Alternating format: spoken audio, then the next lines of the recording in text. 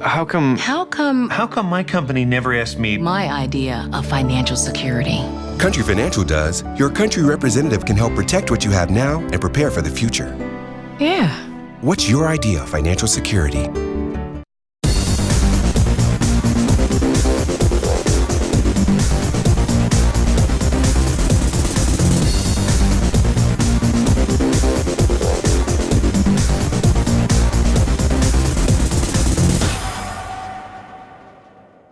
Illinois Lawmakers' weekly coverage of the spring session of the Illinois General Assembly continues here on Illinois Public Television. I'm Jak Tichenor along with Rich Miller of CapitalFacts.com. Rich, what's going on here as we enter the second week of May? No movement yet on the income tax increase. Yeah, no movement on a lot of things. Yeah. Right now, it's everything is just kind of stalled. It's still relatively early, but the clock is ticking, and they have some very big things that they need to accomplish by the end of this month. Speaker Madigan said a few days ago that he's not quite where he needs to be at the 60-vote margin to get that income tax increase made permanent. That could be a major understatement. I think he's quite a bit short of 60 at the moment. Now, Madigan's pretty good at getting what he wants, but he's had some remarkable failures this year too, right? The millionaire's surcharge, couldn't get that passed. I mean, he's the Obama presidential library, $100 million for that. That's really not going anywhere at the moment, and politically unpopular. So we'll see.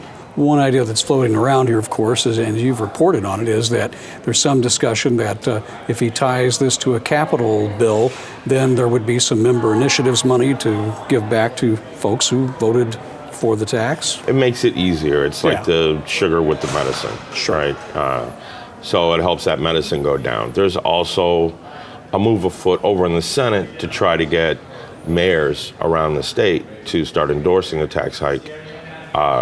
Made permanent, right, the permanent tax hike, in exchange for getting more revenue sharing money and maybe some other considerations as well. Well, and mathematically, if that tax increase isn't made permanent, their revenue sharing goes down. Well, no, actually, because they don't get anything from the tax hike. Okay. That was taken away from them, and they're still smarting from that. But one of the reasons it was taken away from them was because so many of them either came down here or went in front of TV at home and said, I'm against the income tax hike. So they said, well, then you don't get no money. So they're getting a bit of a thumping over in the Senate. Right. It's carrot and stick, right? Go along, and maybe you get some more money. Don't go along, and maybe we cut your revenue sharing. It's hardball, man. The Senate president said a few days it's possible that they could get the tax passed and go home early. Well, yeah, but Madigan wasn't so keen on that idea when I asked him about it yesterday. So, I mean, Culligan's talking about, getting home before Memorial Day, right? And that's as we tape this, 18 days. So, I don't know. We'll see. Yeah. So at this point, some of the bigger news that came out this week, the numbers are out now on Senator Menard's recalculation of the school aid formula. Yeah, and there were some complaints, mainly by Republican legislators, initially, that this would be a huge boon, $200–300 million, whatever, for Chicago public schools. It cuts Chicago public schools money by about 20-some million. Downstate comes out way ahead. Suburbs are the ones who suffer the most. Rich, thanks very much for your insights. It's always good to have you on the program, sir. I love it. Up next on Illinois Lawmakers, a one-on-one interview with Senate Republican leader Christine Radogno.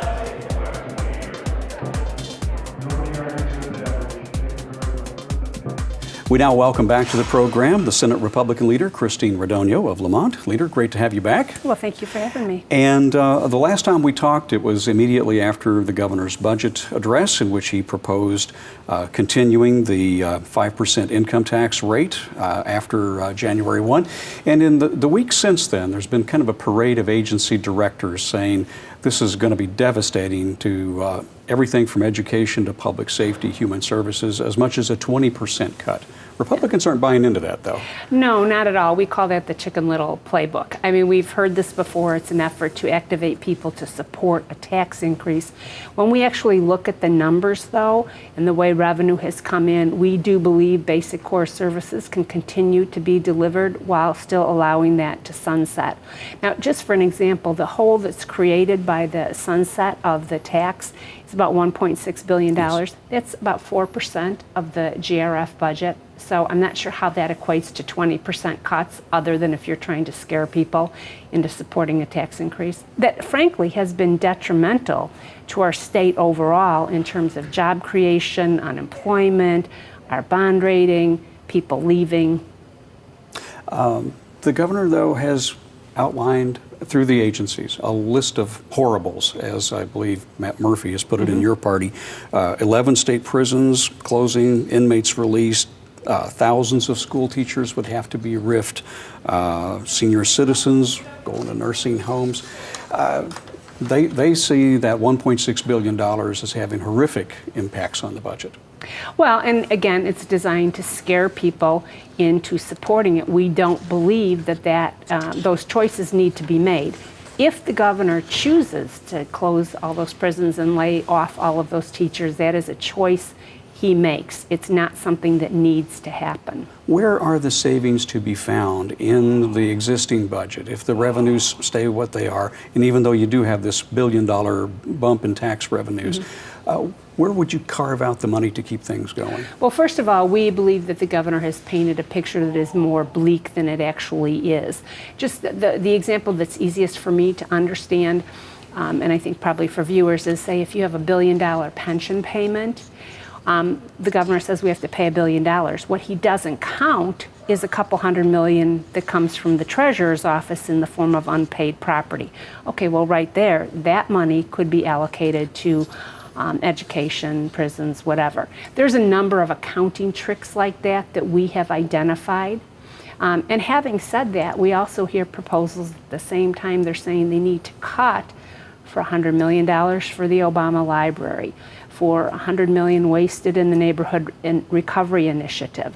So there's a lot of places where there's still room in the budget to direct money to core services and not spend it. At least one member of the Senate Republican caucus, Sam McCann of Carlinville, just to the south here, said he's open-minded about the tax extension so long as the money is spent on the right things like education and paying down old bills. Are there any other cracks in the armor over there? Well, I wouldn't call it a crack in the armor. I mean, I think all of our members are always open to, how we get revenue in the state and how we spend it, and I think Sam expressed that. So, but we need to be convinced, and thus far we have not been, that there really is good value for the tax dollar. And Senator McCann is in a different kind of district in that his district runs up to the Springfield area. He has a lot of state employees in it, so he's being responsive to his own voters and talking about Well, that. sure, Sam is, and all of our members are responsive to their own voters, and everyone's district is unique.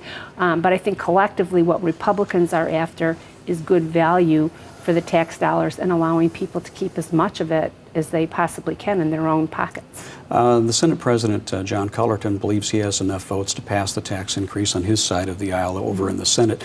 Speaker Madigan is still counting noses, so to speak, and there's an idea being floated around the building here in recent days of perhaps coupling the tax increase vote with a new capital bill, which would make it possibly a little more palatable to his members. Well, quite simply, that's spending tax dollars to buy their votes in exchange for a tax increase. I mean, that's typical business around here, and that I think makes it even worse because what you end up doing is padding the spending even more in order to get the votes. What about the possibility of temporarily extending the income tax a little bit longer? That's been suggested on a number of fronts until the current problems are over and you have a lot of these unpaid bills finally taken care of. Well, I think that's what we heard 2 years ago. So I don't know why anyone would believe that is the case. I mean, there is a path to fiscal solvency that does not involve breaking a promise to the taxpayers that this would be a temporary tax. And that is the path that I believe we need to stay on. The Legislative Audit Commission, a bipartisan group of lawmakers, this week took the unusual step of granting itself subpoena powers to go after more records in the governor's neighborhood violence initiative. That's already being probed by the U.S. Attorney's Office and state prosecutors. What else is there that you need to see?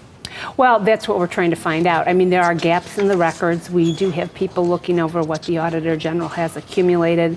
Certainly, Jason Barrickman, who is a senator in our caucus, has taken the lead on that, and it had bipartisan support. So I think legislators are interested in the accounting of the money.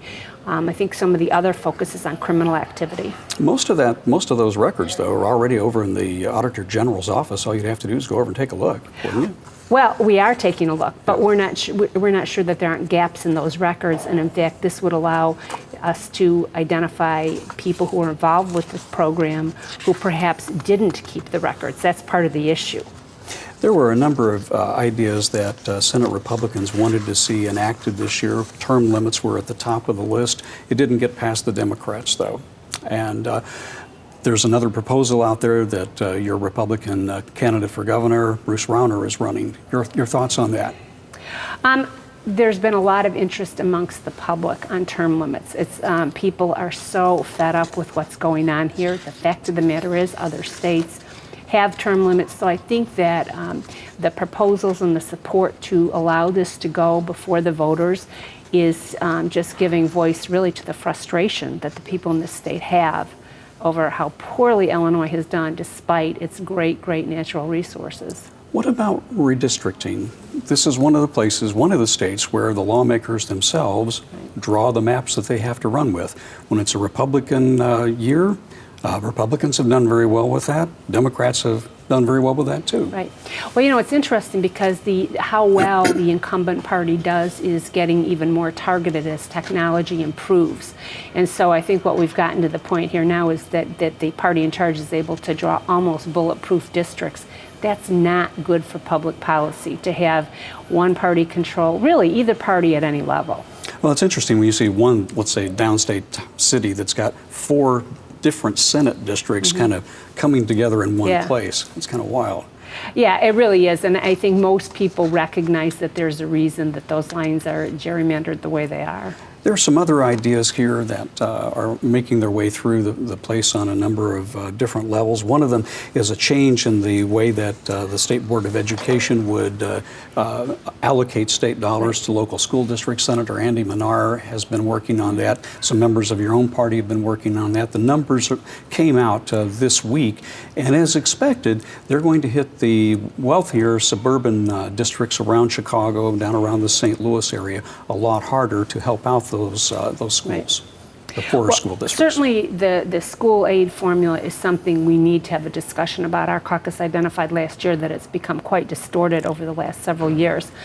This particular piece of legislation, however, I think needs some more work. It needs some more input. It was Andy has worked very hard on it, to his credit, but I think he would be foolish to try to rush it through because it's a good issue, but we need some more input and time on it. So you think it's going to need a little more tweaking over the next few months, maybe come up next year?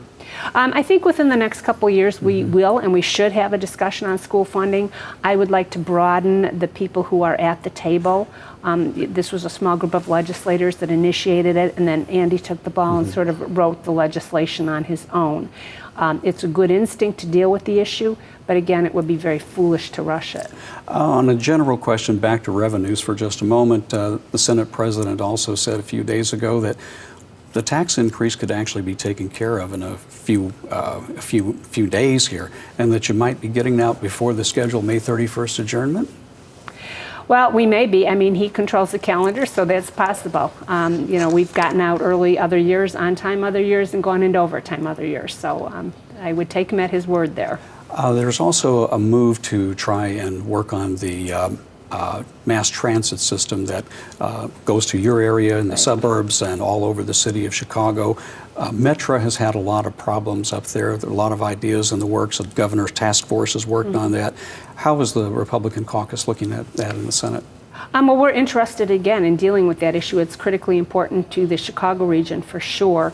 I'm not sure that the task force report has a lot of legs right now, but because of the problems that we've had with mass transit in the area, it's certainly an issue that needs to be looked at, and I think over time will be. Senate Republican leader Christine Radogno, thanks very much for your time on Illinois Lawmakers. We appreciate it. Thank you. Good to have you. Up next on the program, we're going to be digging in a little deeper into that whole mass transit issue in Northeastern Illinois.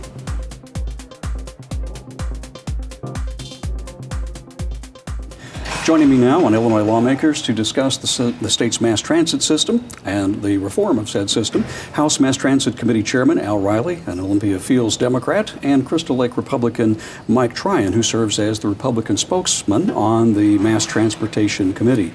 One of the things we like to do on Illinois Lawmakers is kind of do a little bit of public education from time to time. This program's on statewide, so we're going to concentrate a little bit on the northeastern part of the state, where some 7 million people live. How important is that system to just to everything up there, from getting people to work, to school, the economy? It covers practically everything. Well, mass transit is important to certainly every aspect of one's life. You know, you have to go to school. You know, you have to go to the doctor, entertainment. And so it's very important to have a comprehensive service to be sure that everybody can get around to where they need to go. And so that's extremely important, especially in Northeastern Illinois. And in your case, you're in the southern suburbs. You're in Crystal Lake. Northwest suburbs. Mm-hmm. So a lot of your people are going back and forth. A lot of your constituents use this every day. Right. Well, we have certainly a reliance on mass transit in the collar counties.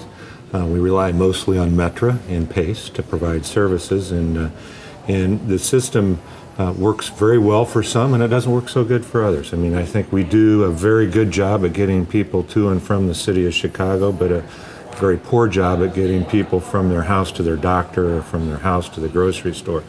And a lot of that has to do with funding. A lot of that has to do with the planning that went into the suburbs, where we mostly planned a auto-dependent society in the collar county. So we're trying to deal with that, and some of the recommendations we're seeing is talking about how we expand services and engage more of our constituents into using mass transit. So there's something like 650 million riders a year using all of these services? Using, if you look at all of the service boards and what they provide, it's about that number. And the service boards are Metra, RTA, CTA, and PACE. Could you break those down for our viewers? Well, the RTA is the overarching agency. So think of an agency with oversight over the 3 service boards. The service boards are basically constructed on the basis of what they provide. So you have the CTA, which is Chicago Transit Authority, providing bus and rail services. You have PACE, which is suburban bus, and it handles bus transportation in the suburban area. And then you have Metra, which is commuter rail, and that goes throughout the entire metropolitan area. And Metra has had sort of a perfect storm of problems in recent years. Former Metra CEO committed suicide in the midst of a criminal investigation. His successor got a huge severance package where, after he was claiming there was all sorts of political dealings going on in the office, and all sorts of issues. So legislature's been looking into it. Your committee's been looking into it. The governor has appointed a 15-member task force to review this thing top to bottom. What are you finding? Well, first of all, I think that it is clear that some kind of analysis and oversight has to be done. This should be a world-class set of service boards providing services.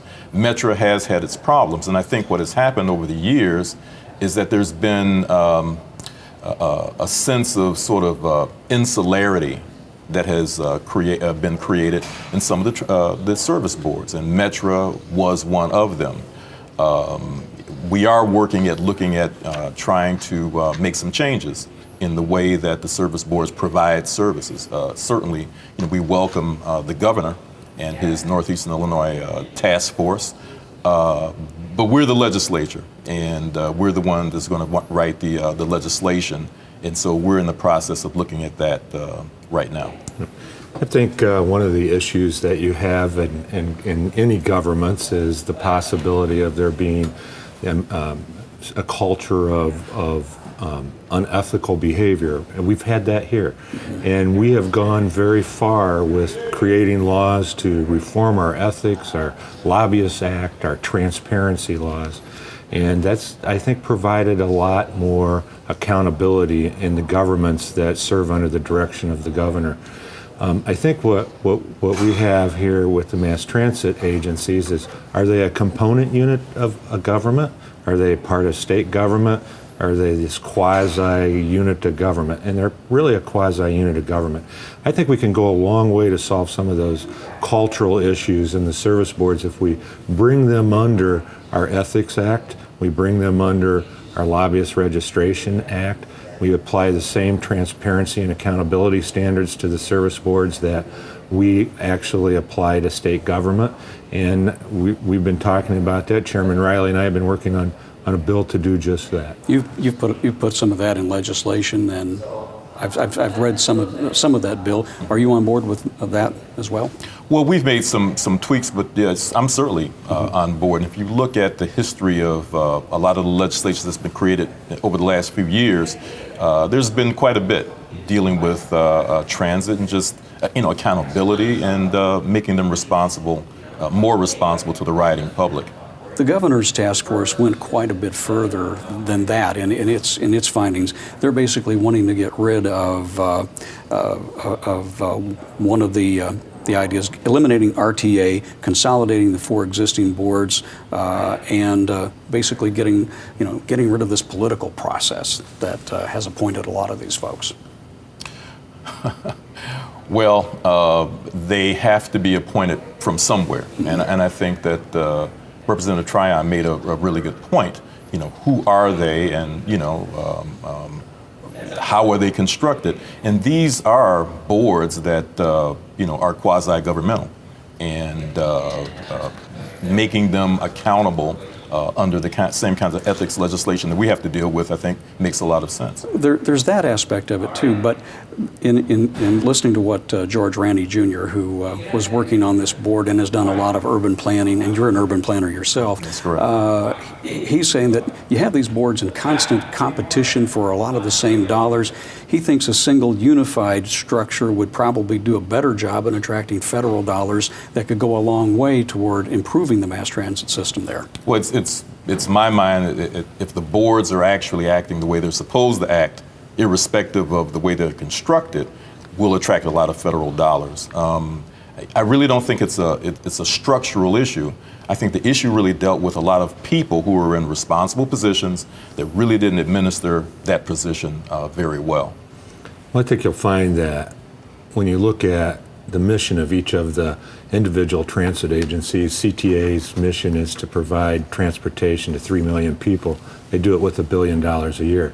PACE mission is to provide transportation to just under 5 million people, and they do it with $300 million a year. They can't be very effective in that area of that size with $350 million. So if we're going to expand services into the suburbs through PACE and even through Metra, we're going to have to look at how we're going to fund that. And that makes it a kind of almost a parochial system that creates some competition between the agencies for limited dollars. Any kind of change at this level is going to have a lot of buy-in from the city of Chicago. Mayor Emanuel, in his own way, dismissed the findings of the task force. He, in essence, is saying, I don't want another big bureaucracy to take the place of another set of bureaucracies. In the structural changes, or in the structures, if to get them to do what they're supposed to do, what kind of action does the legislature have to take? Well, again, it's our responsibility, to come up with legislation which will cure a lot of these ills. One of the things that I think we have to look at going forward is the funding formula. Now, the funding formula for how monies are split up between the service boards is extremely old.